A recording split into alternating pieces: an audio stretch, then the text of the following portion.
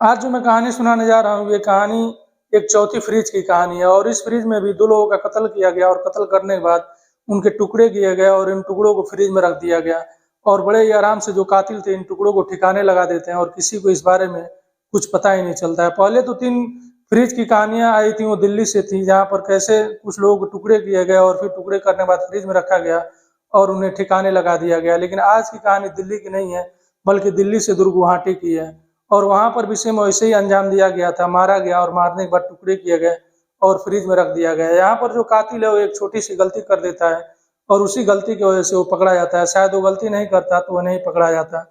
पहले जो इस मामले में गुमशुदगी का रिपोर्ट दर्ज कराई गई थी, वो पुलिस ठंडे बस्ते में डाल चुकी थी। लेकिन रिपोर्ट दर्ज कराने के 2 महीने बाद जो कातिल है एक और गलती कर देता है और उसी गलती की वजह से पुलिस उस रिपोर्ट को जो पहले दर्ज की गई थी, उस फाइल को खोलती है और जब तलाशी करती है तो कातिल पकड़ा जाता है। नमस्कार, सलाम, सत श्री अकाल। मैं हूं मुस्तफ़ा और आपका स्वागत है मेरे चैनल पर।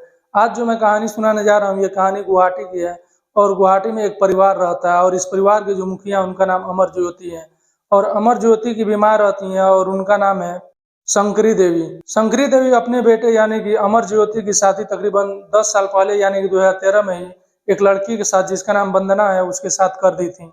और जो अमर ज्योति है और जो वंदना है उनकी पत्नी, ये लोग अलग मकान में रहते थे, एक दूसरे मकान में, और जो इनकी माँ है वो अलग मकान में रहती थी। इनके माँ के नाम पर 5 मकान है और एक मकान पर वो खुद रहती थी और जो 4 मकान बाकी थे उनको किराए पर लगा दी थी।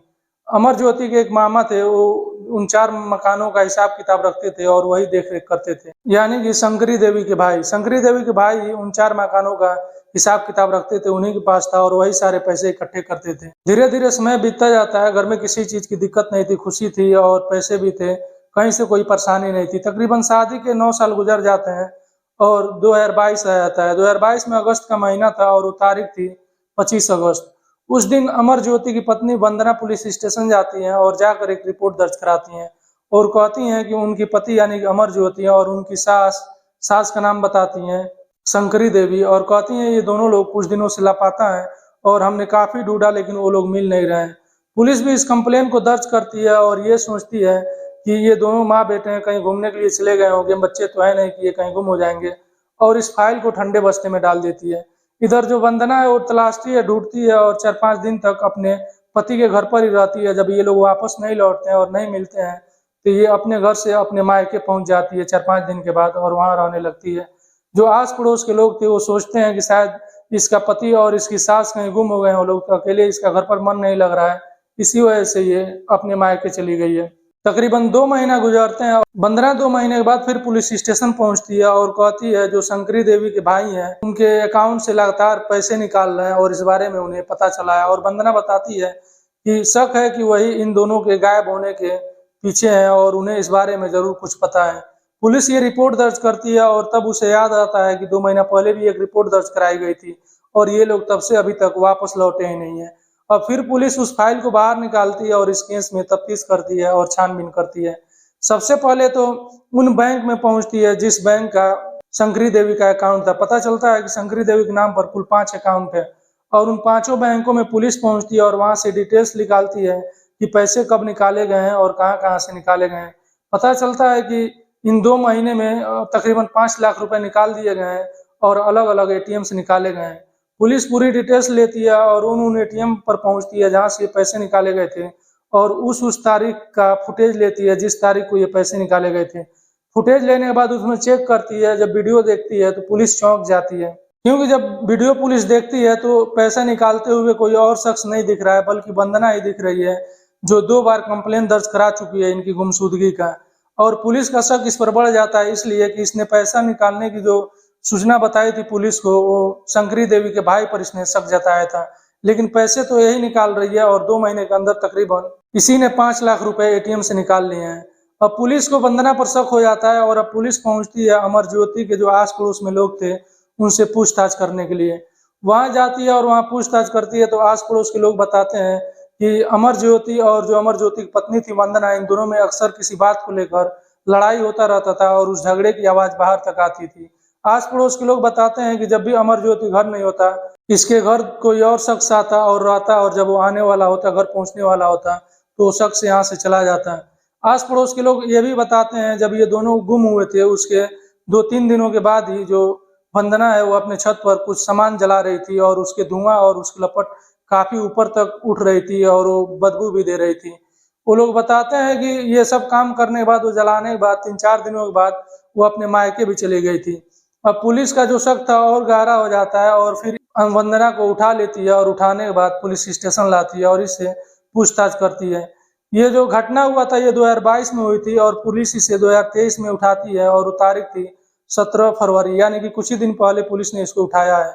उससे पूछताछ करती है और पूछताछ में वंदना बताती है कि हाँ, उसी ने ये कत्ल किया है और ये मामला 19 फरवरी को खुलकर सामने आया है। वो और 2 लोगों का नाम लेती है वंदना और बताती है कि एक इसमें एक और शख्स है, उसका नाम धनजीत है और एक दूसरे शख्स का नाम आरूप है। वो बताती है कि जो धनजीत है उसका प्रेमी है और वंदना बताती है कि धनजीत अक्सर उसके घर आया करता था शादी के बाद, और जब भी उसका पति यानी कि अमरज्योति घर पर नहीं होता तो धनजीत वहाँ पहुंच जाता और वहाँ अपना समय बिताता। लेकिन कुछ समय बीता और उसके बारे में जब उसके पति अमरज्योति को पता चला कि उसके घर में कोई गैर व्यक्ति आता है, उसकी गैर मौजूदगी में वो यहाँ पर रहता है, तो इसके बारे में वो मुझसे पूछताछ करने लगे। और जब उन्होंने पूछताछ किया और इस बात को लेकर जब हमारे और हमारे पति के बीच में झगड़ा होने लगा, तो मैं अब अपने पति से छुटकारा पाने के बारे में सोचने लगी। और फिर मेरे दिमाग में आया, इसको अगर मैं मार दूंगी तो मेरा सारा जो प्रॉपर्टी है अमरज्योति का वो मेरा हो जाएगा और जो मेरा प्रेमी है वो भी मेरे साथ रहेगा।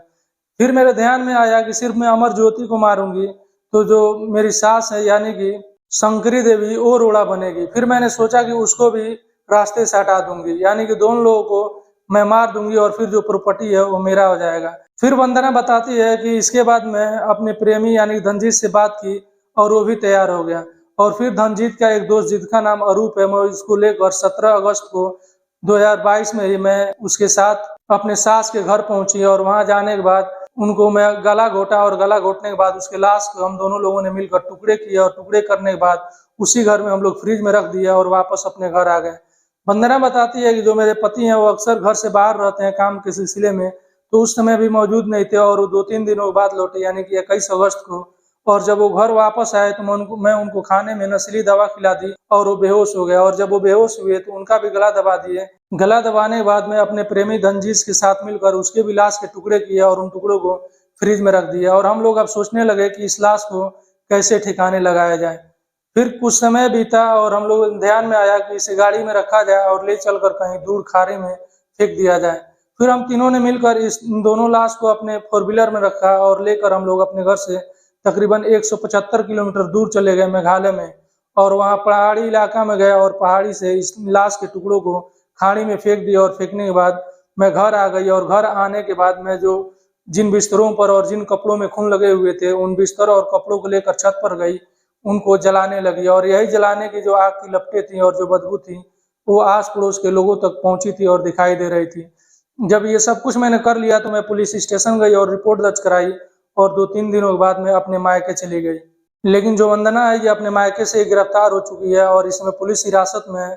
और इसके बताए अनुसार जो 2 लोग और इसके साथ शामिल थे वो लोग भी गिरफ्तार हो चुके हैं और ये तीनों इसमें पुलिस हिरासत में है और इनसे और भी पूछताछ किया जा रहा है। जिस तरह से श्रद्धा मर्डर केस में जंगलों में पुलिस लेकर आफ्ताब को घूम रही थी और वहां से खाक छान रही थी और उस श्रद्धा के टुकड़ों को ढूंढने की कोशिश कर रही थी, वही काम इस समय मेघालय पुलिस कर रही है। और वहां पर जो टुकड़े हैं खाड़ियों में उसे तलाशने की कोशिश कर रही है ताकि ठोस से ठोस सबूत इकट्ठा किया जा सके। उन जंगलों से और उन खाड़ी से अभी तक सिर्फ जो वंदना की सास थी यानी कि शंकरी देवी, इन्हीं की लाश के कुछ टुकड़े मिले हैं, लेकिन इनके भी सर और हाथ के टुकड़े नहीं मिले हैं। और उन टुकड़ों को पुलिस जांच कराई है तो पता चला है कि ये शंकरी देवी की ही लाश है, लेकिन जो वंदना के पति है अमरज्योति, उसकी लाश के एक भी टुकड़े नहीं मिले हैं। और अभी पुलिस खाक छान रही है और ढूंढ रही है और तलाश रही है कि शायद कोई टुकड़े मिल जाए जिससे कि ठोस से ठोस सबूत मौजूद हो सके और कोर्ट में पेश किया जा सके।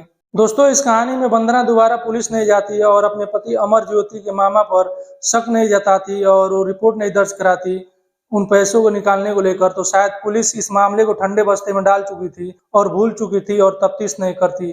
लेकिन इसने जब दोबारा रिपोर्ट दर्ज कराई तो पुलिस को याद आया और पुलिस जब इस मामले में तफ्तीश शुरू की और बैंक गई और वहां से डिटेल्स निकलवाए और उन्होंने एटीएम से फुटेज लिए और चेक किए तो वहां से वंदना ही मिली और ये पकड़ी गई। दोस्तों ये थी चौथी फ्रिज की कहानी, जिसमें टुकड़े किए गए थे और उन्हें रखे गए थे और उन्हें अलग अलग इलाकों में फेंक दिए गए थे। आपको ये कहानी कैसी लगी कमेंट बॉक्स में जरूर बताइएगा और आपसे रिक्वेस्ट है कि मेरे वीडियो को लाइक कीजिए, शेयर कीजिए और चैनल सब्सक्राइब करना मत भूलिएगा।